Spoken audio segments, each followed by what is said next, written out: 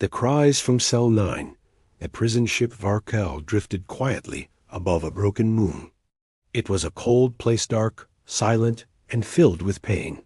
Inside one of its deepest levels, behind a steel door marked with red warning signs, a voice cried out. Every day, every night. For 2 weeks, she had no name in their system, only a number.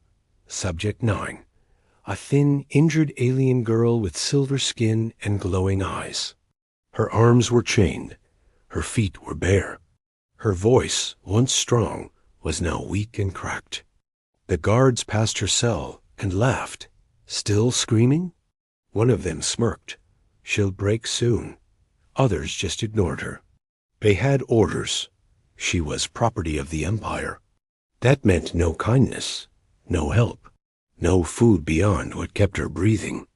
But what no one noticed was that a human had been brought aboard. His name was Daniel. Just a mechanic. A nobody. He was hired by the Empire to fix old engines and broken systems. He had a small room near the bottom level, close enough to hear. At first, he thought the cries were just machine sounds, strange echoes through the pipes. But after a few nights, he couldn't sleep. The voice, it was too real. One evening, while tightening bolts near the lower decks, Daniel heard it again. A soft cry, weak, tired, help, please. He froze. That wasn't a machine. He followed the sound through the hallway, past rusted walls and flickering lights. His hand brushed the door of Cell 9. The cry stopped. Silence. Then footsteps. A guard appeared behind him. You lost, human? The guard grunted. Stay away from that one. Daniel nodded quickly and walked off. But something inside him twisted. He wasn't a soldier. He wasn't strong. But those cries, they didn't sound dangerous. They sounded afraid. Later that night, Daniel sat in his bunk, thinking. The stories he'd heard about the Empire, they tortured aliens, used them, broke them, and no one cared. He remembered something his mother once said, if no one else will help, then you must. The next morning, Daniel took a risk. While fixing a nearby panel, he dropped a small scanner under Cell 9. It rolled under the door. He activated its tiny camera. The screen on his wrist showed her face, pale, bruised, scared. She wasn't a monster. She was just a girl. That was the moment Daniel decided. He couldn't just walk past her cries anymore. No matter the risk, no matter the rules, he was going to help her, even if it meant going against the entire Empire. One step into the fire. Daniel spent the next day working, but his hands were shaky. His mind wasn't on the engines or the systems. It was on the girl in Cell 9. That image from his scanner haunted him, her eyes swollen, her lips cracked, the chains around her arms cutting into her silver skin. And still no one helped. No one even cared. He couldn't just walk away. Late that night, Daniel waited until the shift rotation. The guards usually got lazy around midnight. That was his chance. He packed a small tool kit, nothing heavy. Just what he needed to unlock simple doors and panels.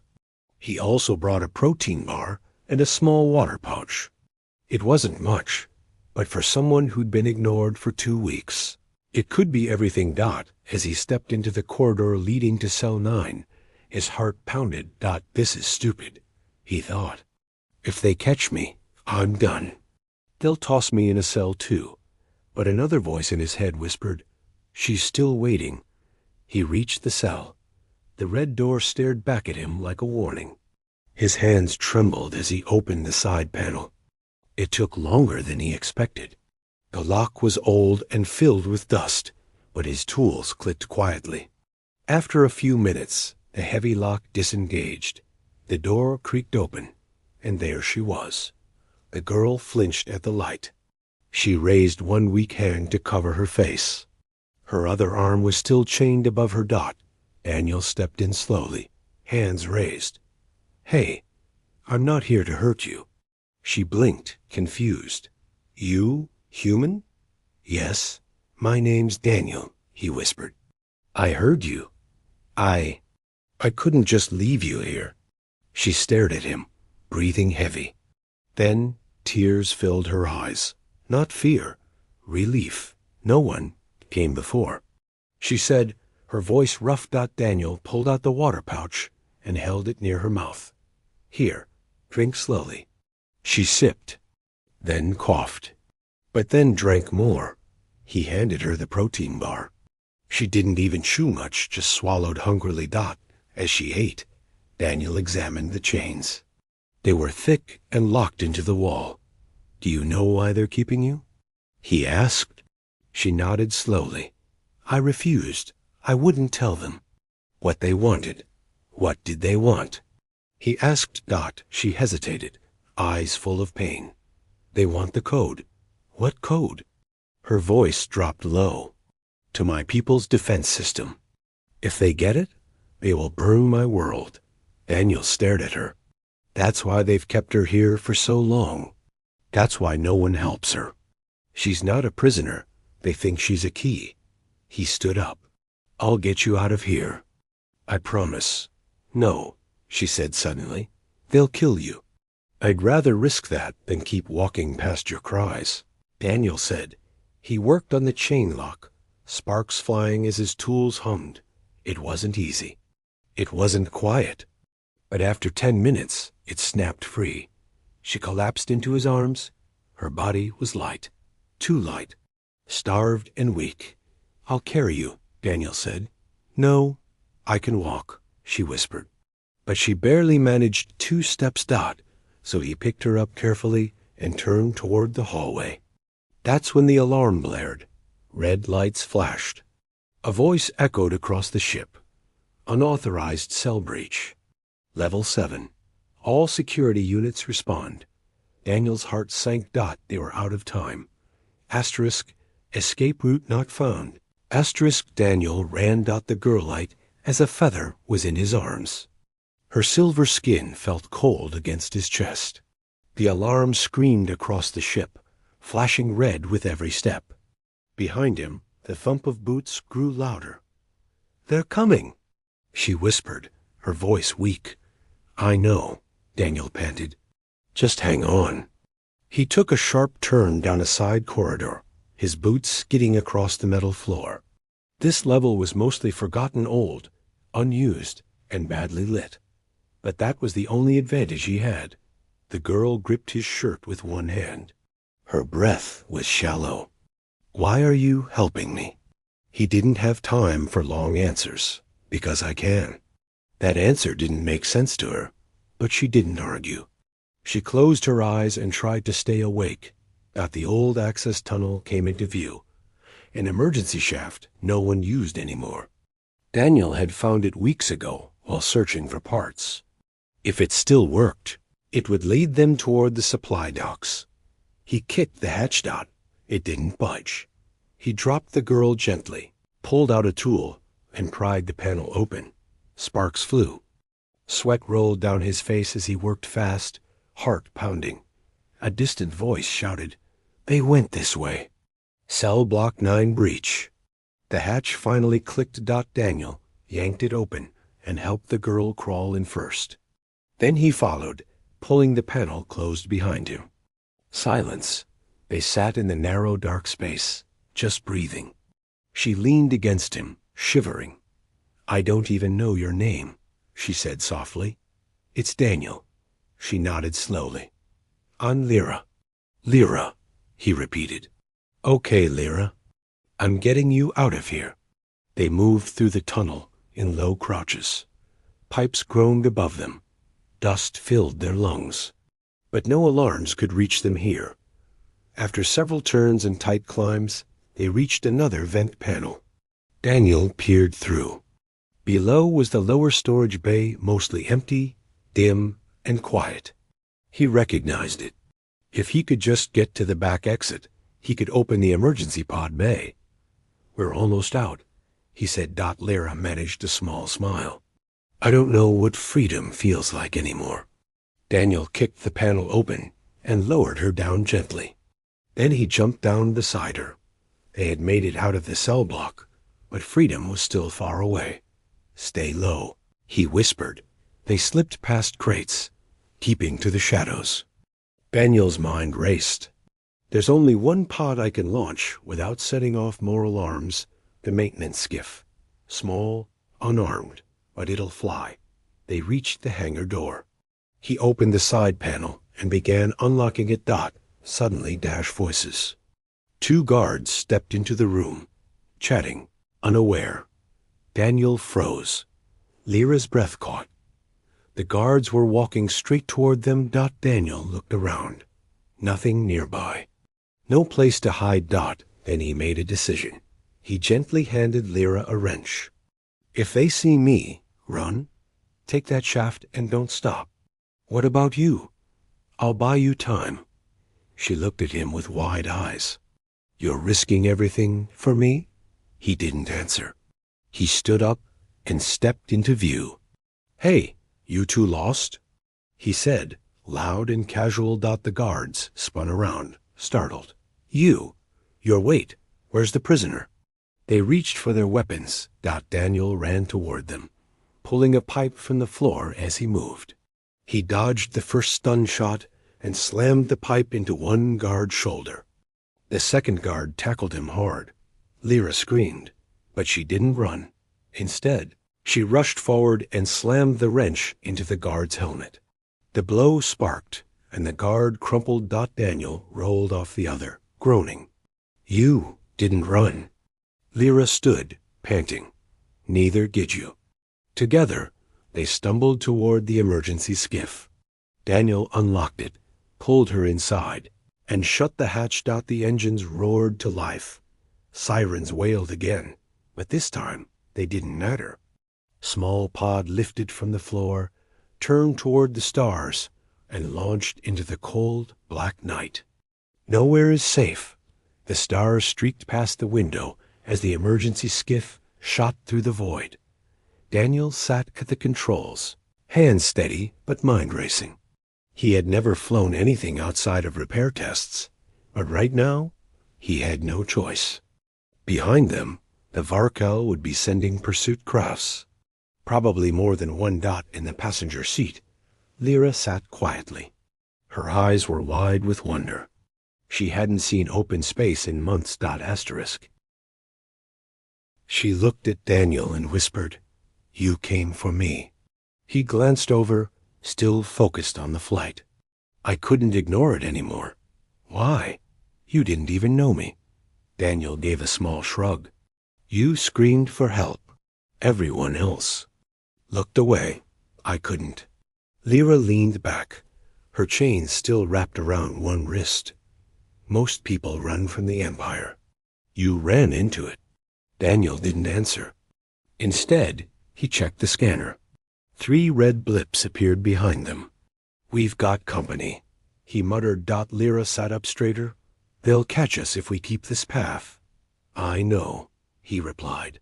"But we can't jump to hyperspace. This pod doesn't have it." "Then we need to disappear," she said. "Do you know the Gelos belt?" He blinked. "You mean the asteroid field?" She nodded.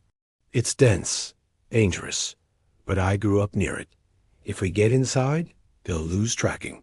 Daniel grinned. "Sounds like a terrible plan." "It's our only one." He turned the skiff and pushed the engines harder. The stars shifted again as they angled toward the Gelos belt. Behind them, the Empire ships closed in. The minutes passed like hours. The closer they got, the darker the stars seemed to grow. The belt was ahead now, a swirling mass of gray rocks, some the size of buildings, others no bigger than fists. It was chaos. But it was also cover. "Hold on," Daniel warned. The skiff plunged into the asteroid field. Instantly, rocks zipped past the window. Alarms beeped inside the cockpit. Daniel gripped the controls tightly, dodging one spinning chunk of metal, then weaving under a pair of colliding boulders. The Empire ships followed, but not all of them were lucky. One slammed into a rock, and exploded in a flash of orange fire. Lyra smiled. That's one. Daniel grinned, sweating. Let's try for more. The second enemy ship fired, but the blasts hit debris instead. The third began to fall behind. Lyra pointed. They're cut. Under that spinning chunk, and into that cave. Daniel barely managed to steer through the narrow gap. The skiff ducked under a massive ring-shaped rock and dove into a dark tunnel formed by tightly packed asteroids inside the silence. Only their heavy breaths and the hum of the ship remained. They waited 1 minute, 2, 3. No more red blips. Lyra looked at him. We made it.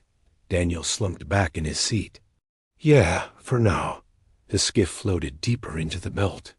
The stars were hidden here. Only darkness and the occasional glow from the pod's lights kept them from feeling completely lost. Lyra leaned back, exhausted.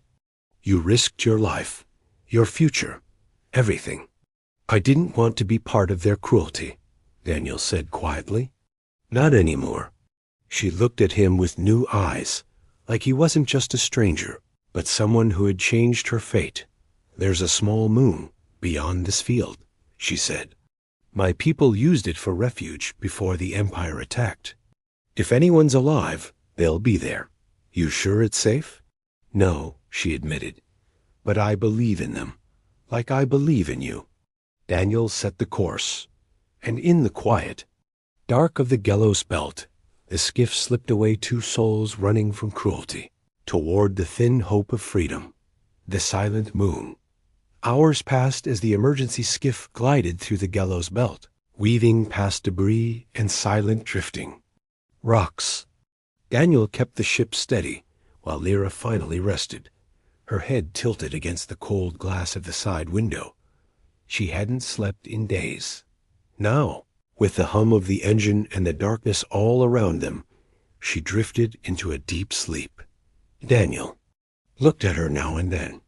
Her face, once tense with pain and fear, had softened. Even in exhaustion, she looked peaceful, like someone who finally believed she was safe. But he didn't feel safe. Not yet. He scanned the region ahead. The moon Lyra mentioned was marked on an old chart. Barely a dot, no lights, no signals. Just quiet rock in forgotten space. That was good. It meant the Empire likely hadn't found it. He steered the ship toward it. As the moon came into view, Lyra stirred. We're here? She asked softly. Almost, Daniel nodded. I see a ridge. Might be a good landing point. She sat up, eyes alert. There should be a hidden entry under the western cliff. A hangar built into the rock. My people designed it to stay invisible. Daniel frowned. You think someone's still there? I hope so, she said, her voice trembling. The ship hovered low over the moon's surface.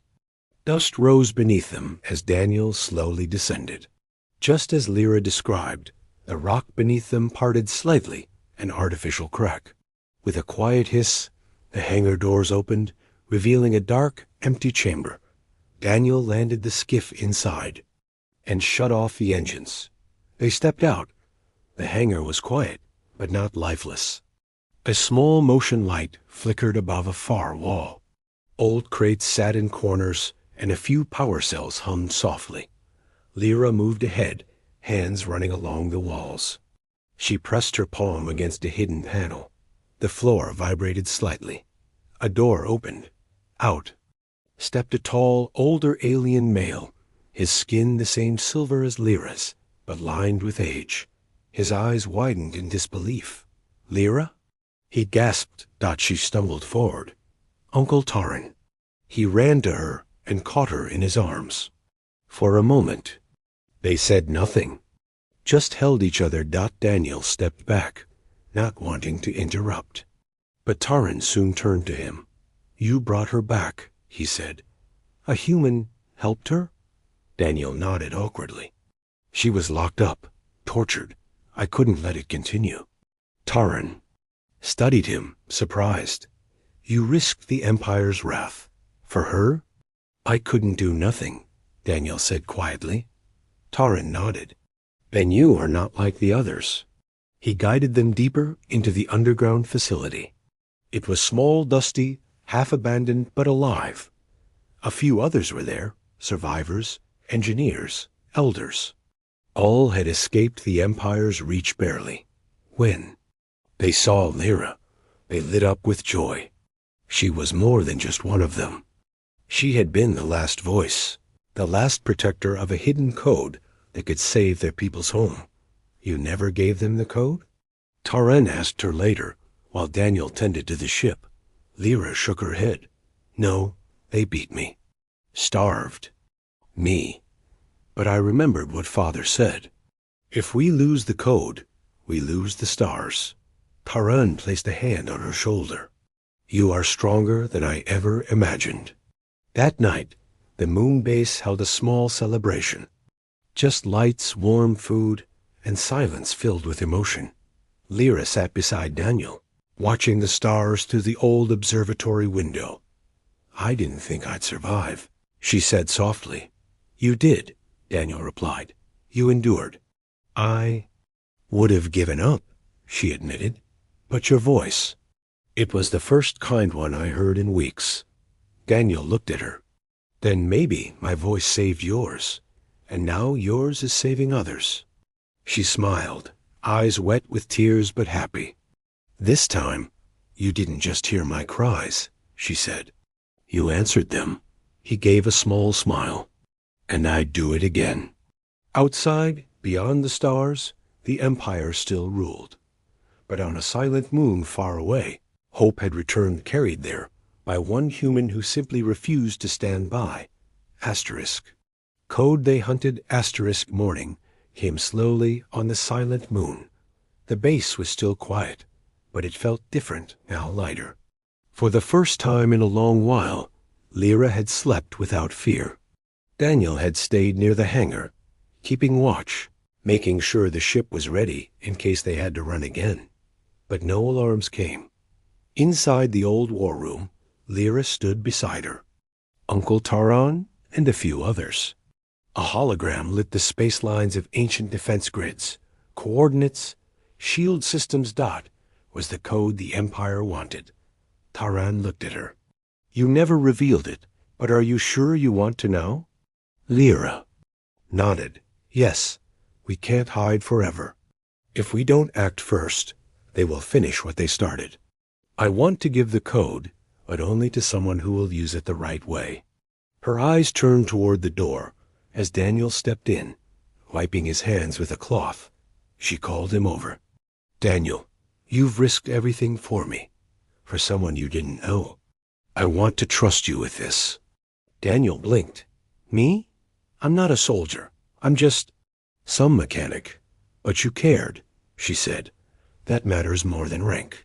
Taran added, there's a Terran relay station on the outer edge of the zone, still neutral. If someone delivers the code there, it can be sent to allies still hiding from the Empire. It would turn the tide. Daniel slowly nodded. And I'll take it. Lyra stepped forward and placed a small crystal into his hand. This carries the code. Guard it with your life. I will, Daniel said, voice steady. But as he turned toward the exit, a loud boom rocked the base. The lights flickered. Alarms flared. A young guard ran in, panicked. Empire ship just dropped from stealth. It's here. Daniel and Lyra exchanged a glance. They tracked us, he muttered. Probably followed the emergency pod trail. Taran yelled orders.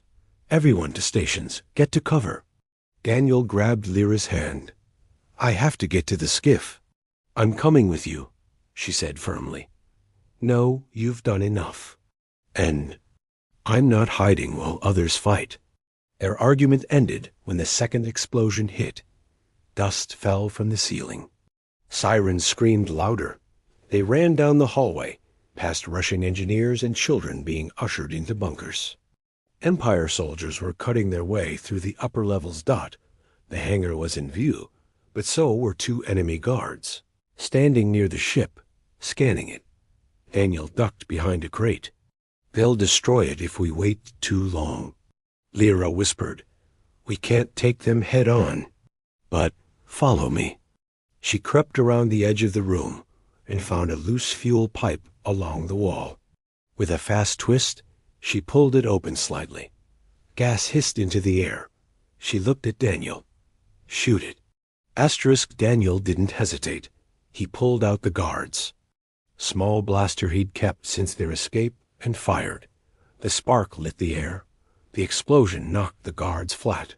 Flames rushed out, throwing dust and metal across the hangar. Daniel rushed forward, helped Lyra climb into the skiff, then jumped into the pilot's seat. Engines online, he muttered. Hang on. The hangar doors cracked open. More guards flooded in, firing at the ship. Blasts rang off the hull as they hung the skiff lifted and pushed forward straight into space once again. The stars opened wide before them. Behind them, the moon was under fire, but still holding. Daniel glanced down at the crystal in his pocket. Lyra sat beside him, gripping the edge of the seat. We have to make it to the relay. That code, it's not just about shields or weapons. It's hope. If the right people get it, we might have a real chance. Daniel nodded. For the ones who still cry for help, he said.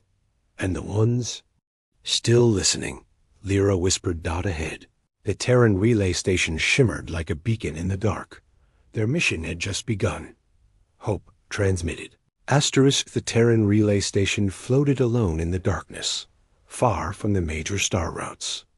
It was small, old, and powered by minimal energy, but it had one thing the Empire couldn't control. A secure line to the outer resistance. Daniel guided the skiff toward it, hands tight on the controls. Lyra sat beside him, her gaze fixed on the relay growing larger ahead. Will they let us in? Daniel asked. They'll see the signal, Lyra replied. This code crystal, it glows with the frequency our allies use. If anyone's still listening, they'll respond.